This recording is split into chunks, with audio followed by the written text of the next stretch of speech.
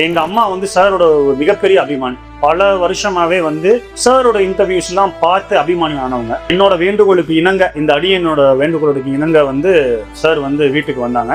அப்போ வந்து சார்கிட்ட பழகுற அந்த சான்சஸ் கிடைச்சு. ஜெய்சீலன் சார் ஒரு சில விஷயங்கள்லாம் பேசுவாரு. பேசுறப்ப எப்படி இருக்கும் அப்படின்னா, அப்படியே நெஞ்சில யாரோ அப்படியே ஓங்கி டம்முன்னு அடிச்ச மாதிரி இருக்கும். அப்படியே கில்ட்டாக்கி விட்டுருவாரு நம்மள. நான் என்ன நினைச்சிட்டு இருப்பேன், சரி நம்ம பயங்கரமா ஹார்ட் ஒர்க் பண்றோம், நம்ம இவ்வளவு தூரம் கஷ்டப்பட்டு நம்ம நல்ல இடத்துக்கு வந்து அப்படின்ற ஒரு மைண்ட்ல இருந்தேன். சாரை பார்த்து சாரோட இன்ட்ராக்ஷன் நடந்ததுக்கு அப்புறம் நம்மெல்லாம் ஒண்ணுமே இல்லடா, நம்மெல்லாம் தூசி, அவர் மலை, நான்லாம் தூசு.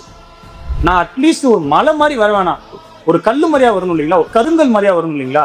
அப்புறம் என்னாச்சு, ஒரு கட்டத்துல சார்கிட்ட வந்து நான் பேச ஆரம்பிக்கிறப்ப, ஒரு போன்லயோ இல்ல நேர்லயோ பேச ஆரம்பிக்கிறேன், ஒரு 10 நிமிஷம் பேசுறோம் அப்படின்னா, சார் வீட்டுல கொஞ்சம் சொர்ணம், கொஞ்சம் வைரம், கொஞ்சம் வைடூரியம் இருக்கு அப்படின்னா, அந்த 10 நிமிஷத்துல அவர் வீட்டுல இருக்கிற அந்த கொஞ்சம் சொர்ணம், கொஞ்சம் டைமண்டு, கொஞ்சம் பேர்ல்ஸ் எல்லாம் எடுத்து எனக்கு கொடுத்துட்டு போற மாதிரி நான் ஃபீல் பண்ணுவேன். நான் மிகைப்படுத்தி சொல்லல. ஏன் அப்படின்னா, அன்னைக்கு நாள் ஃபுல்லா என்னோட உத்வேகமும் என்னோட ஃபோக்கஸும் என்னோட ப்ரொடக்டிவிட்டியும் 10 folds இன்க்ரீஸ் ஆகும். இது உண்மை, நான் ஃபீல் பண்ணதை சொல்றேன். நம்ம வந்து சார் மாதிரி ஆளுமைகளை ஃபாலோ பண்ணணும். அந்த விஷயத்துக்கு பின்னாடி நம்ம போகக்கூடாது. வாய்ப்பை கொடுத்ததுக்கு ஜெய்சீலன் சார் நன்றி சார். உங்க எல்லாத்துக்கும் ரொம்ப நன்றி. தேங்க்யூ.